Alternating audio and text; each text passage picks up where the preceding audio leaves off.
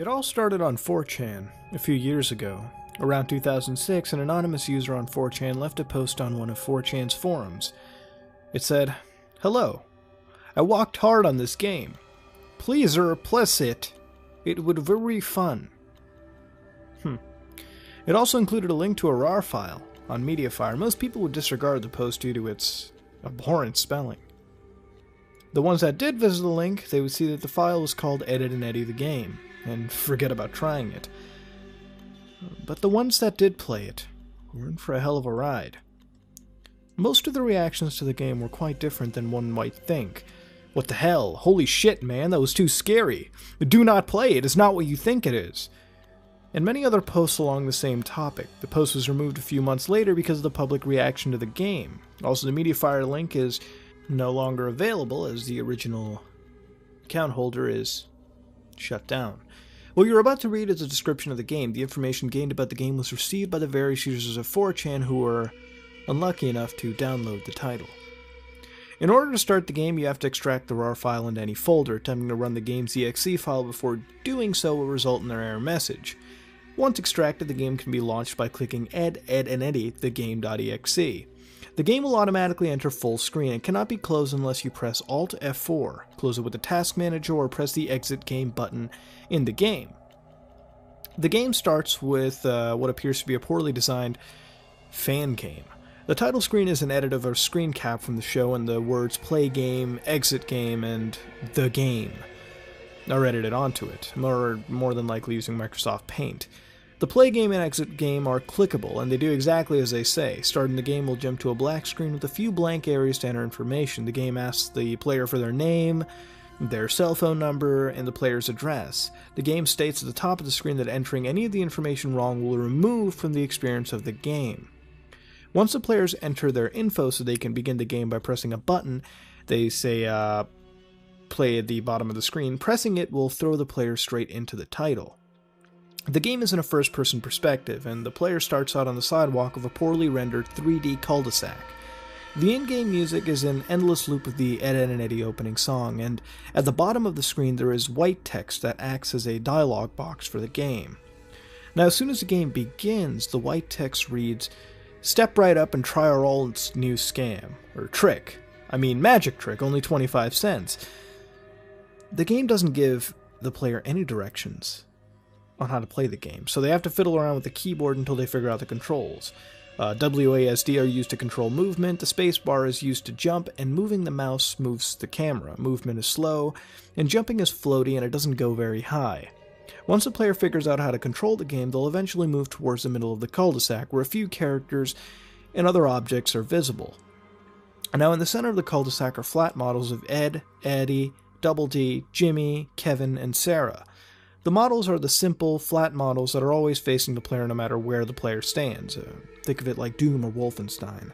All the characters are standing around in a poorly designed model of what appears to be a rocket ship. Moving close to it causes a clip from the TV show to play.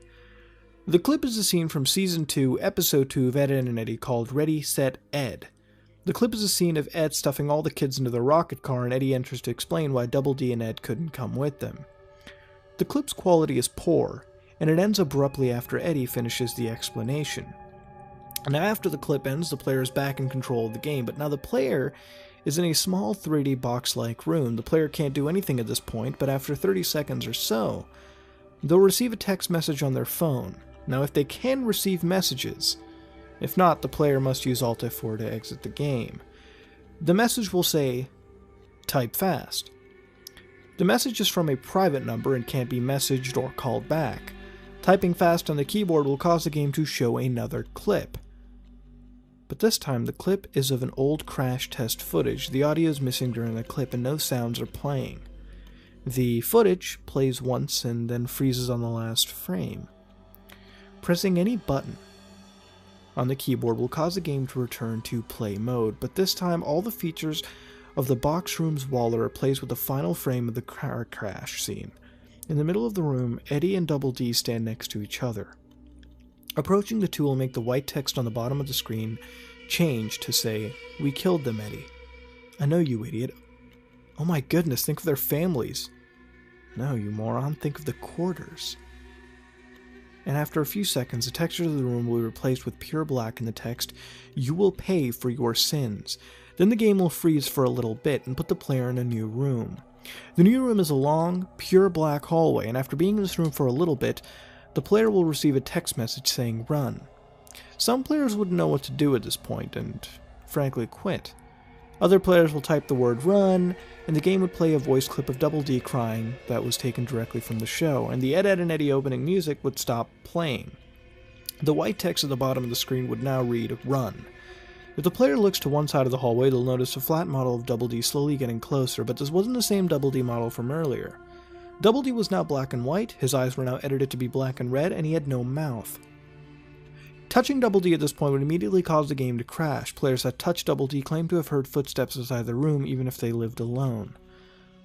If the player moves away from Double D when they reach the end of the hallway, the game will freeze and move to another location. The new area was a very tall room.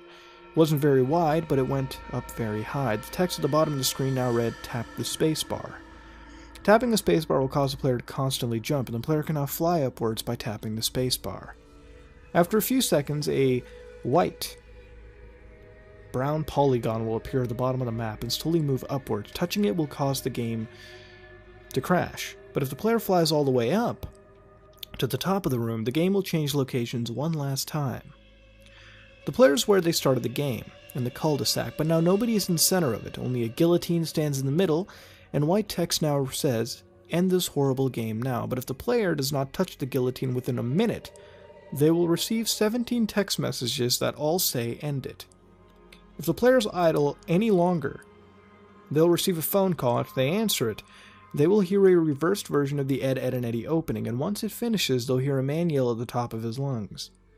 Touching the guillotine leads the player to a menu screen that says, "Congratulations, you beat Ed, and Eddy the game. You will receive the making of DVD soon, thanks for playing," along with the button that allows the player to quit the game, and that is the end. If the player looks into the game files after you beat the game, they'll notice a new JPEG file called Butter Toast, and it's a black and white photograph of an autopsy. The exe file for the game at this point will also be missing. The making of DVD now. After the player beats the game, they'll receive a package about 3 or 4 months later. Only the first 50 players that beat the game ever received it. According to a player that received the package, the box was small, but smelled extremely bad. The cardboard on the small package was also wet, according to the player that received it. Within the package is a blank CD, the making of Ed, and Eddy the game, written on it with Sharpie. If a player loads a disc in a computer, they'll find an MP4 file called "The Making Of," and the file obviously is a video. It starts off with the Ed, and Eddy opening sequence, and after this, a white screen with the words "The Maked of the Game." The screen remains like this for a few seconds and cuts to the crash test scene featured in the game. The clip now has sound but remains quiet until the car hits the wall, and once it does, the video will play screams that are so loud they can break the player's speakers. Pausing the video here doesn't stop the screams for some reason, and the video will force the computer to shut down after it ends.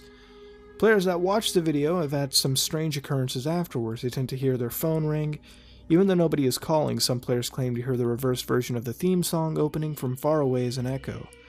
And when some players sleep, they'll wake up abruptly to the sound of footsteps or a sound of someone whispering "End it," although nobody is around. The game is no longer available on the internet, and the creator of the game still remains unknown. We have not come across Ed, and Eddy in a while. This is literally the definition of the creepy private messages that from time to time pop up on this channel. So for this one, let's run through the ropes in a very, very literal sense. As far as acquisition of the game is handled, it's a game that shows up on 4chan, the internet. And well, after acquiring my games from numerous different threads and numerous different websites and whatnot, it's incredibly believable. In fact, I downloaded some creepy Russian game from some obscure foreign file share server I've never heard of in my life a week ago. And maybe you might see it on this channel, but point remains is this kind of stuff is not out of reality to happen, and while there are cliches, and this in fact is a cliche, if the cliche is inserted properly, then it's just fine. There's no problem with them as long as they don't really kill the entire mood. So the first act of this went out just fine. Now the actual game, the real meat of the story, is a little weird. For the most part it's well handled, but there is some off elements about it. It seems like one of those EXE games you see on this channel, not exactly as overtly cringy, but rather well done. Fair comparison would be Lost.exe or Remember.exe, Legend of Zelda EXE games that were showcased on Here's the Three-Parter series. The game is not terribly long, and the events that happen are fairly creepy if you think about it, when playing it alone in a dark room, in front of a mirror with your face glued to it. A lot like downloading some creepy files off some forum that should have long been retired. So, hey, put yourself in the mood, and it does offer the spooks. Now, as far as events in the game are considered, it seems very possible, but the part where the game affects the cell phones through text messages and calling kind of screw me up.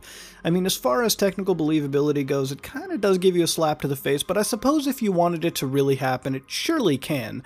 You know, you could hook up the game using network to a bot that calls and messages, maybe through Skype with the perpetrator loading in credit whenever necessary, and using a custom-built API, the, game can receive data from many clients that, are putting in their age or addresses or phone numbers, whatever it may be, to a server master bot running on the client machine, or, the perpetrator's machine that sends it through the API to Skype. I mean, it is possible from a technical point of view. It's just a little far-fetched as to why it's handled in that certain manner.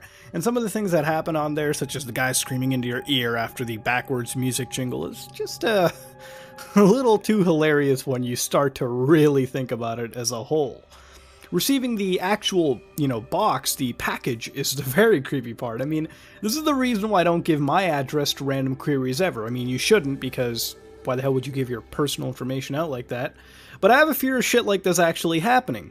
Look, whatever anyone says, if I got a package from some weird address containing a making of DVD to a fucking EXE game, which actually isn't that scary, considering what's on that DVD, it's very underwhelming, but the fact that the package was sent is what sends chills down my spine, and hell, anyone's spine if you really think about it. I mean, would you like to get that? I don't think so. So at the end of the day, this creepypasta as a whole it does stick to some tried and true mechanics that have happened throughout creepypasta time, but as a whole it was handled very well and I quite enjoyed it, and for an Ed, Edd and Eddy creepypasta, it was handled quite well, and honestly, I think that you all should definitely give this a read. I'll leave the links in the description below, as always. And if anybody does have the game-making talents, I really, really, really hope this game might have some form of reality. Although it may not be the original thing, I kind of would like to see a real sort of EXE version of this game too. But hopefully that might come into fruition. That being said, this has been another episode of Haunted Gaming, part of Creepypastas. If you like what you saw, please like, comment, and subscribe. Dislike it if you dislike it, and let me know what you thought about the creepypasta in the comments below. What would you rate it, and what would you change to make it better? This is me, Mutahar, and I'm out.